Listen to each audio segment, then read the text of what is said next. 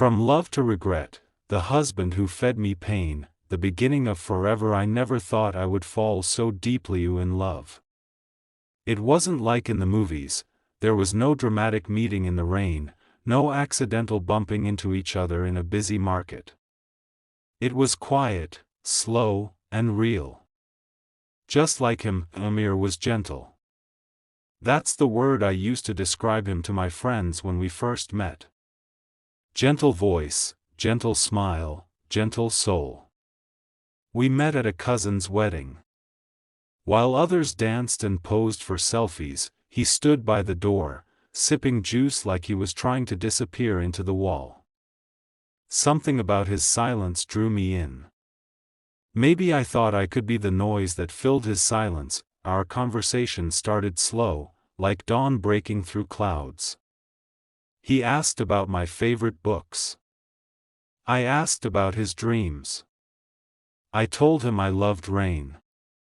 He told me he loved watching people laugh. He didn't flirt, he listened. Really listened. And when he smiled, I felt like the sun had chosen me. 6 months later, he proposed, not with a big ring or a public gesture, but in the back seat of his car, parked under an old peepal tree. I don't have much, he said, but whatever I have, I want to give it to you. I said yes. Not because of romance or pressure. I said yes because I believed him. I believed in us. Our wedding was small. Just close family, soft music, and homemade food. I wore my mother's bridal dupatta. He wore a white kurta with golden buttons. I remember the way his eyes met mine during the nikah. There was a promise in them, something sacred and safe. In the early months, life felt like a fairy tale. We moved into a rented 2-bedroom flat with peeling paint and squeaky floors, but it was ours. He made chai every morning. I packed his lunch. We fought over who would wash the dishes. We made up with late-night talks and laughter that echoed through our tiny home. He called me Mary John with such sincerity that it made my heart ache. When I got sick, he stayed up all night, wiping my forehead and humming old lullabies. On our first anniversary, he wrote me a letter, 6 pages long, describing every small thing he loved about me. I cried while reading it. I held it to my chest like it was gold. Back then, I thought we were unbreakable. I thought pain only touched other people's homes, but life, as I would learn, doesn't knock before it enters. It slips in through the cracks you never noticed were there. It started with late nights. He came home tired, distracted. He didn't tell me about his day anymore. I chalked it up to stress.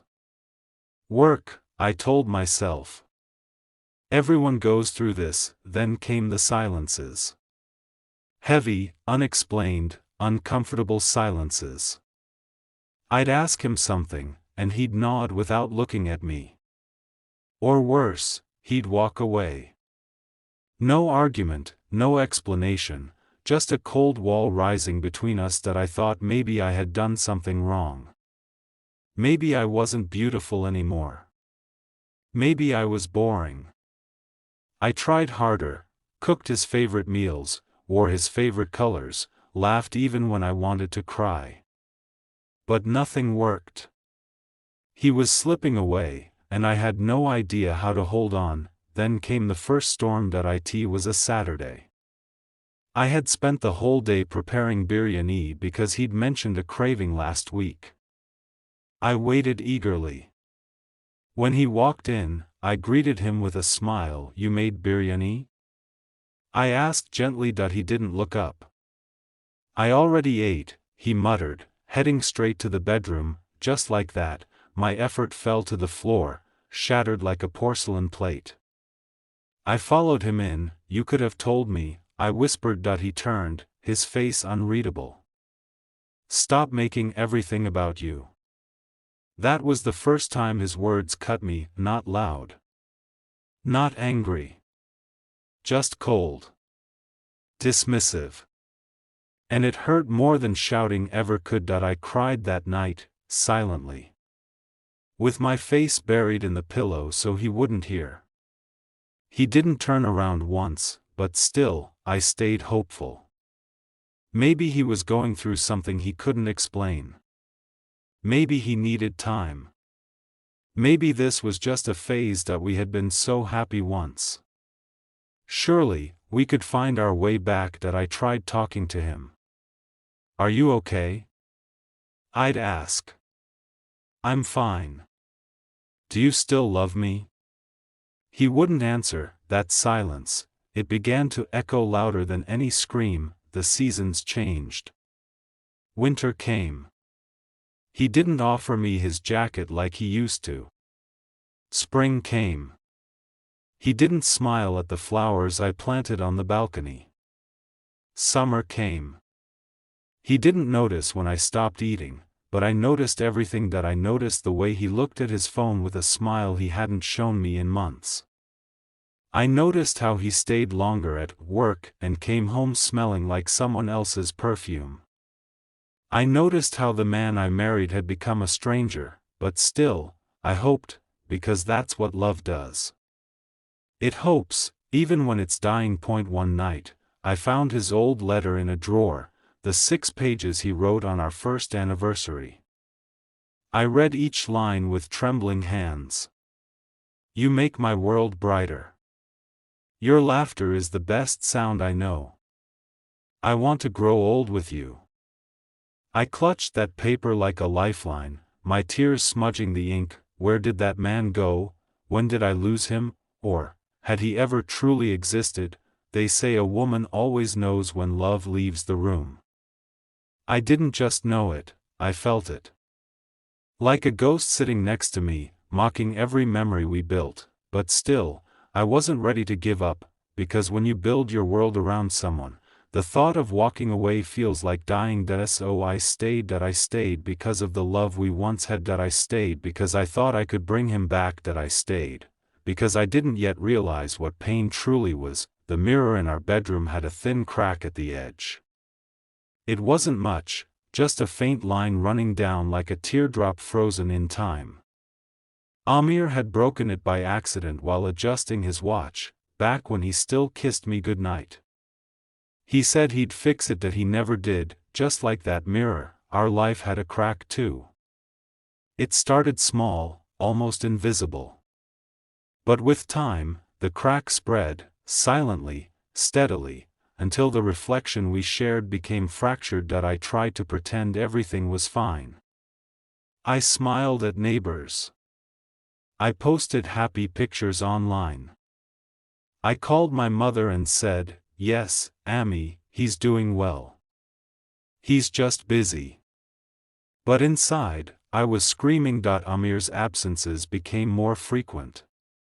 First, it was staying late at work. Then, it was business trips that came out of nowhere. He stopped asking me how my day was. He stopped noticing when I wore something new. He stopped laughing, and I started shrinking. That I became careful with my words. I started avoiding questions. I cooked what he liked, even when I was too tired to stand. I told myself, if I just love him enough, he'll come back. But love doesn't work like that when it's one-sided. Love becomes a leash, tightening around your throat every time you try to breathe. The first real argument came over nothing. That I had asked him if he could call my cousin and confirm our attendance for a small dinner. His face twisted like I'd asked him to sacrifice something. I'm not your servant, he snapped. Why can't you do it yourself? I stood there, frozen. The words were ordinary, but the venom behind them wasn't. This wasn't the man who once whispered my name like a prayer. This wasn't the man who used to write me letters. Sorry, I said quietly, my eyes stinging. That he walked away, muttering under his breath. That night, I slept on the couch. Not because he told me to, but because I couldn't bear to lie next to someone who looked at me like I was a burden. Things got worse after that he stopped touching me. Days, then weeks passed without a single hug, a glance, or even a kind word. I began to wonder if I'd become invisible. I cooked, cleaned, waited, but all I got in return was silence. Cold, punishing silence, and then came the first insult. "You're nothing but a housemaid with a ring," he spat one night when I asked him why he didn't come home the previous evening. My mouth went dry.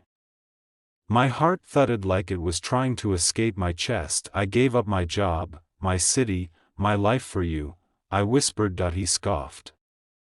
"You didn't give up anything. You just found an excuse to stay home and be lazy." That night, I sat in the bathroom for over an hour, staring at my reflection. My eyes were swollen, not just from crying, but from seeing, truly seeing, the person I had become. I didn't recognize her. I tried talking to his sister, subtly. "Sometimes, Amir is distant," I said. She laughed. "All men are. Just keep him happy, and he'll come around." But he wasn't just distant. He was absent. Absent in body, in soul, in every word he didn't say. Soon, the insults became frequent. He'd call me useless, dramatic, clingy. And every time, I told myself, maybe he's just tired. Maybe I'm too emotional. Maybe I deserve it. I had started blaming myself for his cruelty. One afternoon, I found a lipstick in his car. It wasn't mine. He laughed when I asked about it. "A colleague." She dropped it. "You're being paranoid." But that night, he changed his phone password. Something shifted inside me. Like the last bit of air leaving a balloon. I realized he wasn't just drifting away, he was hiding something. Another woman? Another life. I didn't know. All I knew was that I was alone. The loneliness was unbearable. It was worse than pain. It was the silence after betrayal, the sound of your heart trying to convince your mind that it's still worth fighting for. I stopped dressing up. What was the point? I stopped praying for him. My voice cracked every time I tried. I even stopped telling my mother the truth. Because how could I explain that the man who once carried me through storms was now the storm? One evening, I found myself holding a cup of tea and staring out the window for hours. I didn't cry. I didn't blink. I just stared. And in that silence, I realized something terrifying. I wasn't waiting for him. From love to regret, the husband who fed me pain, feeding me pain. Pain has many forms. Some scream. Some whisper. But the worst kind sits beside you at the dinner table, calls you by your name, and shares a home with you. Amir no longer hid his contempt. It was in the way he looked at me, as if I were something he regretted bringing home. The man who once traced love notes on my palm now barely looked up when I spoke. I had become furniture, present, useful, silent. The verbal abuse sharpened. Like knives dipped in honey, his words sliced me while pretending to be sweet. "You should thank me for giving you a roof. No one else would tolerate your drama. Be grateful I still come home." Each sentence hit me in places I didn't know could bruise. And I began to believe them. Was I truly unworthy of love? Had I become so pathetic that even basic kindness was too much to expect? I stopped responding. Not because I had nothing to say, but because I knew he would twist every word I spoke. Silence, at least, gave me peace. He started comparing me to other women. "She keeps herself fit. Why can't you? She works and still manages the house. They're happy, because their wives know their place." Each comparison chipped away at the memory of who I used to be. I was once vibrant. I laughed without guilt. I loved without fear. But now I counted my words, wore long sleeves to hide the anxiety rash crawling over my arms, and flinched every time his voice rose that I wasn't living, I was surviving. And then came the slap that it was the smallest thing that he couldn't find his keys. I told him calmly where they were. He accused me of hiding them.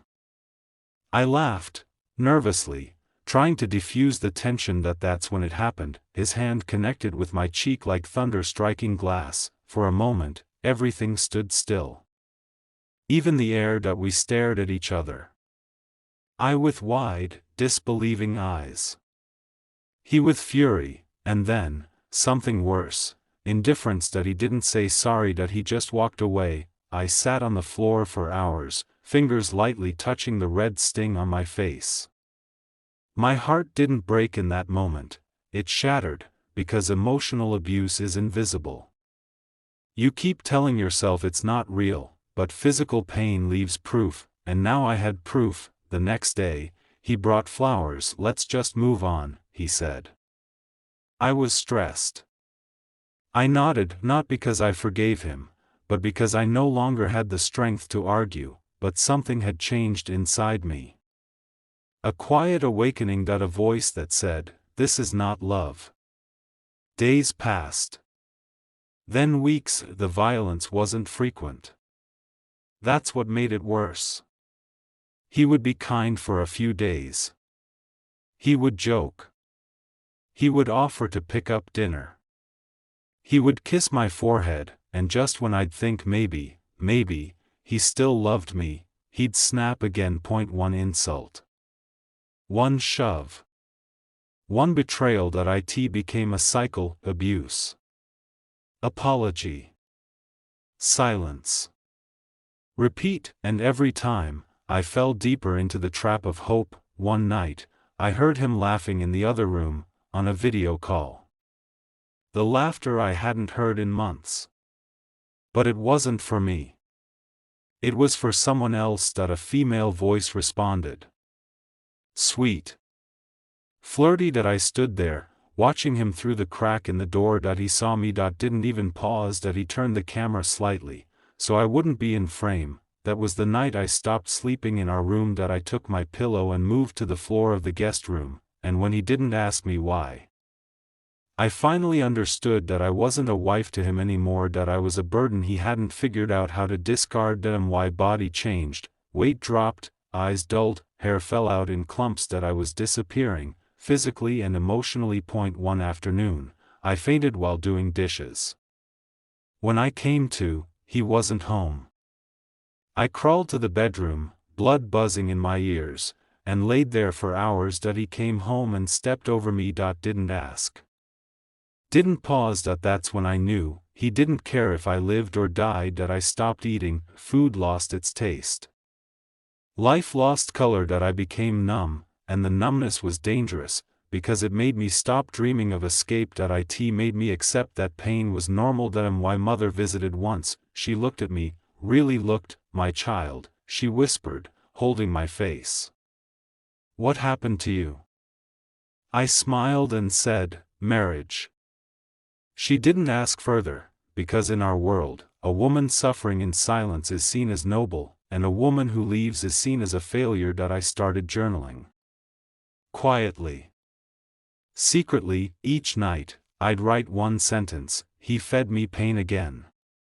Some nights, I'd add a detail. An insult. A bruise. A broken plate. One night, I wrote, he is killing me slowly. And no one can see it. Tears smeared the ink. I closed the journal and kissed it, like it was my only friend, and then came the night I broke. I found messages on his laptop, dozens of them, conversations with women. Photos. Videos. Plans, some recent. Some during our early days. He had been unfaithful since almost the beginning. My hands trembled. I wanted to scream. To break everything, but instead, I laughed. Hysterically, because I realized something. It was never about me that I didn't fail, that he did, that he chose to turn love into poison. He chose to use kindness as currency. He chose pain as his language. I closed the laptop. And with it, I closed a chapter in my soul. That night, I didn't cry that I packed a small bag documents. My journal. My dignity, and as I stepped out into the night air, barefoot and broken, I felt something strange, lightness, for the first time in years. I could breathe. The pain he fed me had consumed me, but now, I was done eating. From love to regret, the husband who fed me pain. From love to regret that I didn't run to my parents' home that night. I knew what they would say. Go back. He's your husband. It's just a phase. What will people say? No. I didn't want comfort that came with conditions. I needed space to heal, not another cage painted gold. So I went to a women's shelter. It was small. Quiet. Worn out. But it had something I hadn't felt in a long time, peace. For days, I didn't speak to anyone. I slept. Ate in silence. Watched the ceiling and listened to the sound of women crying in rooms next to mine. We were different stories. Different lives, but the pain? The pain was identical. Each one of us had been fed it. Daily.